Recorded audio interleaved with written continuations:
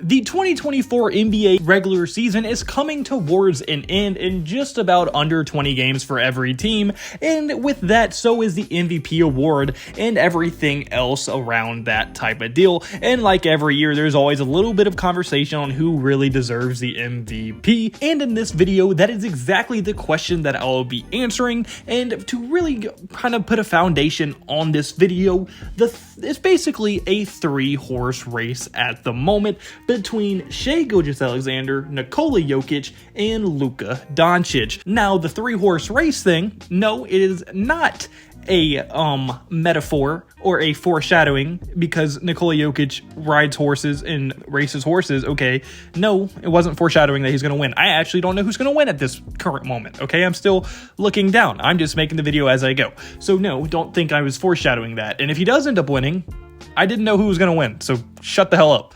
But also, the reason I say it's a three-horse race, because yes, there's other contenders, like, I mean, you have other guys out there that people are saying could win the MVP. For example, like Kawhi Leonard is playing very good, and other guy like Embiid, but Embiid obviously can't win it, but he was. But in my opinion, it's basically pretty known at this point that it is going to be one of these three guys that wins it. So these are going to be the three guys I'm talking about in this video, okay? And with that, we're going to be going through a few different categories on how I personally think I'm going to be going over who should win the MVP. The first one is going to be statistically, okay? Now, I'm not talking about the nerdy shit, okay? We're not going into the deep weeds of advanced stats, of usage rate, and all that bullshit, okay? No. We're just going to be going off of the basic statistics that everybody looks at, because although they're not everything by any means, they're very big parts to the reason to why people are in the MVP race, and I think they're very, very important. And then secondly, we're going to go off of team success, because that is usually a very big indicator onto what determines who wins the MVP. Best player, best team usually wins, not always, but team has to at least be somewhat successful. So we're going to be going over that. And then finally, I'm going to be going over who has the best supporting cast and really just the context of that team success. So what is more impressive? Is it more impressive to have a very bad team and lead them to the 3rd seed? Or is it more impressive to have a very good team but lead them to the number 1 seed? And I'm going to be going into all that in this video. So that doesn't sound interesting to you in this video, please watch it all the way through. And if I don't give your favorite player the MVP, you're a grown-ass man or woman, okay? Most likely a man if you're watching this video, let's be honest. Don't get your panties in a twist, okay? Just like the damn video if you watch it all the way through, okay? And if you don't like the video, well, just leave, okay? You don't have to be mean and dislike it and leave a comment about why I'm so stupid. I already know you're already commenting that because you probably skipped ahead. Anyway, let's get right into this video. Okay, so the first thing we're going to really get into is going to be the statistics of it all. Let's just kind of break it down, okay? First, we're going to go over Shai Gilgeous-Alexander. Now, Shai right now is averaging 31 points per game, 5.6 rebounds per game, and 6.4 assists per game on 54% shooting from the field and 37.8% shooting from the three-point line, and that is good enough for it to be the 2nd most points per game in the entire league, the 64th best in rebounds per game in the entire league, and 15th best in assists per game, okay? Now, yes, obviously, Shai is a guard. His rebounding numbers aren't going to be as good as some other guys, okay? But his assist numbers are still top 15, and his scoring is elite at the 2nd best in the entire league, so that is very, very good to see, and those are very impressive statistics. And then moving on to the Nikola Jokic, he is averaging 26 points per game, 12.3 rebounds per game, and 9.2 assists per game on 58% shooting from the field and 35% shooting from 3, which is good enough for being the 13th most points per game in the entire league, 4th most rebounds per game, and the 4th most assists per game. And he's also, like I said, doing it on a very, very efficient numbers. And then lastly, we have Luka Doncic's number, which is 34.3 points per game, 9 rebounds per game, 9.8 assists per game, 49.4% shooting from the field, and 37.8% shooting from the three-point line. And that is the most points per game out of anyone in the entire NBA, the 18th most rebounds per game, and the 3rd most assists per game as well. And now let's determine who I personally think those statistics are the most impressive in my opinion. So with you looking at points per game, which is what a lot of people would consider most valuable points per game, I don't necessarily consider that, but a lot of people really just think the points per game because it's the most obvious reflection on the scoreboard. That is the most valuable stat. And when it comes down to that, it's Luka leading it and then Shai, obviously. Now, Luka is doing it pretty interesting. Now, he is obviously going to be the guy that has to shoot the most because he probably has the worst overall team, which I'm going to get into a little bit later. So he's definitely having to shoot more, and his efficiencies aren't as great as the other two guys, but they're still extremely, extremely good as well. And really averaging that many points per game is extremely impressive for any NBA player ever, and he is only a select few ever that's played in the NBA can do something like that. And then even his rebounding numbers, although they're not great at 9, they're still very, very solid. And for a guard to get 9 rebounds a game is extremely, extremely impressive. And then also, I mean, third in assists per game, it's not even like he's a ball hog. He's literally almost averaging the most assists out of anybody in the entire NBA this season. He's damn near averaging a triple-double, and his stats, in my opinion, are by and far away the best. And then for second place, now it becomes Nikola Jokic versus Shai. And in my opinion, I think Nikola Jokic takes second place because although his points per game at 26 points per game isn't near 31 points per game, I don't think it's a big enough gap for it to really be a home run that Shai gets second. And then on top of that, he is a much more versatile player when it comes to his stats. Like his rebounding is way better. Obviously, he's a 7'1", like 800-pound center, okay? Obviously, his rebounds are better. But then what really steals the cake for me is the fact that he averages 9.2 assists per game, which is 3 more than Shai, despite Shai being the primary ball-handling point guard for the Thunder. So I think overall, Nikola Jokic takes the second best in statistics, and Shai is going to get third place. So now on the scoreboard, we currently have Luka Doncic leading, Nikola Jokic in second place, and Shai Gilgeous in third place after the first round of competition. And now we're going to move on to the second category, which is going to be team success. Now, when it comes to team success, what are we going to be looking at? We're going to be looking at the team's overall current records, their current placings in each of their respective divisions, their offensive and defensive ratings, and then their record without them as well, for like the team's record when they are not playing on the court, which I do think is a fairly valuable stat to look at. And let's just dive right into it. The first team we're going to go into is going to be the Denver Nuggets, who currently have a 47-21 record. They are the second seed in the Western Conference, and they are currently ranked 7th in offensive rating and 11th in defensive rating as well. So almost top 10 in both. Very successful, very good record. And then the record without Nikola Jokic, which isn't very valuable in this case because Nikola Jokic has only missed a total of 2 games this entire season, one of those losses being a loss to the Oklahoma City Thunder, and then another one being a win against the Los Angeles Clippers, who were at the time, they didn't have James Harden, and it was when they were having a losing record as well, and the Clippers were kind of in their down slope in the very beginning of the year, so it's not that impressive of a win. And then the loss was against one of the best teams in the entire NBA, and they have a 500 record without him, and I mean, it's only been 2 games. You can't really get much out of that, but when he is healthy, they're an extremely successful team, and the team overall is extremely good, and I don't think it's even debatable. They are a much better team when they have Nikola Jokic on the floor. And then you have Oklahoma City Thunder going next, who is also a very good team, and they are 47-20, and they are the first seed in the Western Conference, who are 3rd in offensive rating, 5th in defensive rating, and their record without Shai Gilgeous-Alexander, it was only 1 game, and they were 0-1 in it, and it was a loss to the Golden State Warriors in the very, very beginning of the season, when the Golden State Warriors were on fire. They were 5-1 at the time, and the Golden State Warriors were just playing out of their mind in the beginning of the season, and like I said, they're obviously a better team with Shai on the court, and they're actually having a 0% win percentage without him, even though it's only 1 game. But with him, they're top 5 in both offensive and defensive efficiency. They're extremely good on the road and away, and they are the best team currently in the Western Conference record-wise.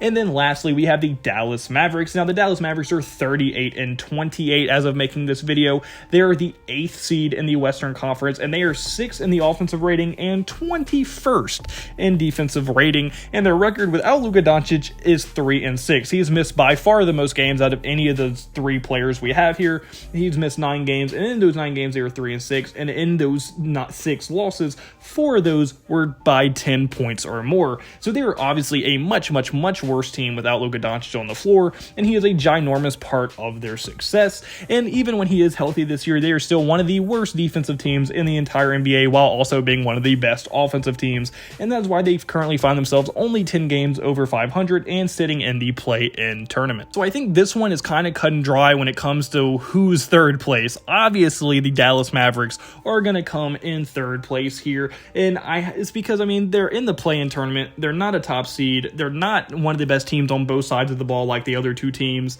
and just overall, I think it's very obvious. Team success, you can't even argue the Dallas Mavericks are better than the Nuggets or the Oklahoma City Thunder.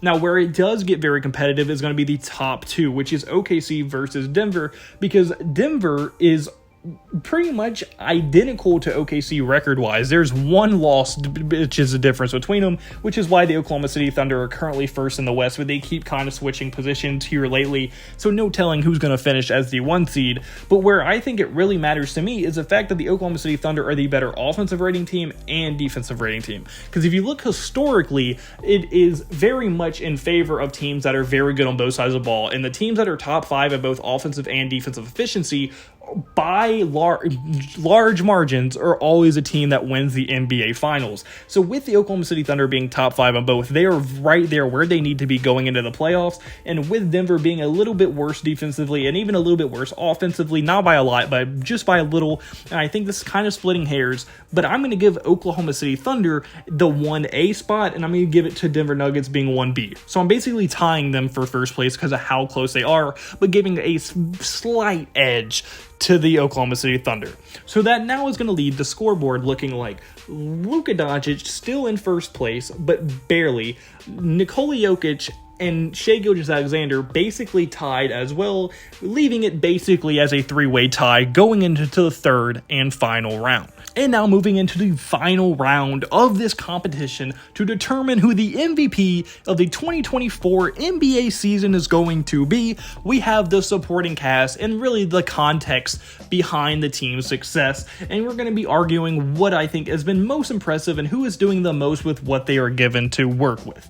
First, we're going to dive right into the Oklahoma City Thunder, and the Oklahoma City Thunder's probably big three, what I would say would be Chet Holmgren, Shai Gilgeous-Alexander, and Jalen Williams. And I'm also going to be getting into a few honorable mentions later on, but really for most of these teams, I'm going to be just focusing on their other top 2 players besides their superstar, that is Jokic, Luka, or Shai in this example. So with OKC, we're going to go into Chet Holmgren. Chet Holmgren has been one of the best rookies we've ever seen, and he's just extremely good. This year averaging 16.8 points per game, 7.8 rebounds per game, 2.7 assists per game, and 2.5 blocks per game as well. And basically any other year, whether you don't have a Victor Wembanyama or another superstar, future all-time great player, you're probably looking at Chet Holmgren winning Rookie of the Year. He definitely probably would have won it last year if he was putting up these numbers, but unfortunately for him, he is going against Victor Wembanyama, so he's not going to win it, but he's definitely the second place guy this season, and he's just overall been a huge piece of this team and has just added so many good things, and that is a huge reason to why they're currently the 1 seed. And then Jalen Williams is also a second-year guy who has been playing out of his mind, averaging 19 points per game, 4 rebounds per game, 4.5 assists per game, and 1.1 steals per game as well, and he has been playing very well, and he has only missed 6 games this entire season, and he's playing like a future all-star in my opinion. Both of them are probably future all-stars, let's be honest here, and I just think overall this team is extremely well built. And then even some honorable mentions that I haven't got into is going to be Cason Wallace, Josh Giddey, Lou Dort, Gordon Hayward, and Isaiah Joe, who all also helped this team succeed at various times as well. And I just think overall the Oklahoma City Thunder are a very well built team. And then for the Denver Nuggets, we have them going with Jamal Murray. And Jamal Murray is, in my opinion, one of the most underrated point guards in the entire NBA, as he can give you 20 points per game anytime you need him to. He's a very solid passer. He can rebound at a very solid level. And in my opinion, is a borderline all-star level player every single year. And the fact that he hasn't made an all-star game yet in his career is absolutely insane.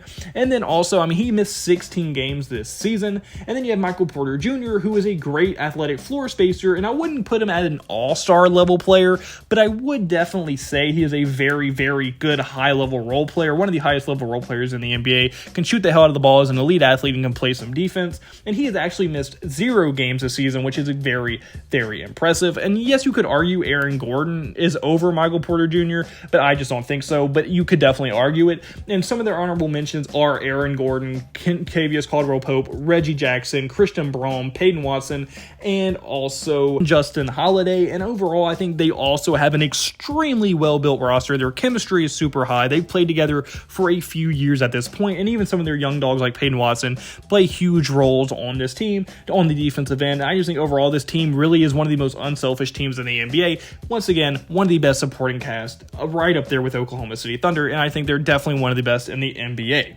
And now moving on to Dallas, we have them with Kyrie Irving. Now, Kyrie Irving is probably the best second option in this entire tee of second options that I just went over. And, I mean, he is just playing like a beast. He's legitimately a superstar by himself. He's averaging 25 points per game, 5 rebounds per game, 5 assists per game.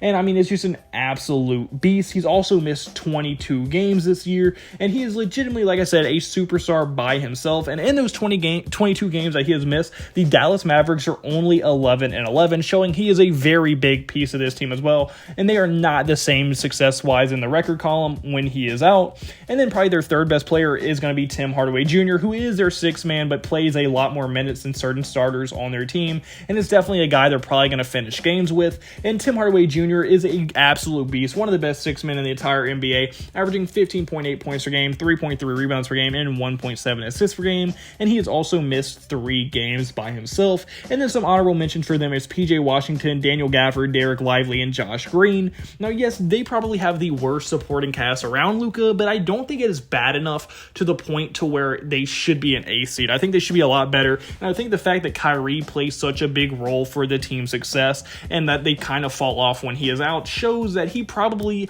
has just as big of an impact that Luka does. I mean, obviously Luka's better, but when it comes to winning and losing, probably Kyrie being out is a ginormous loss for them.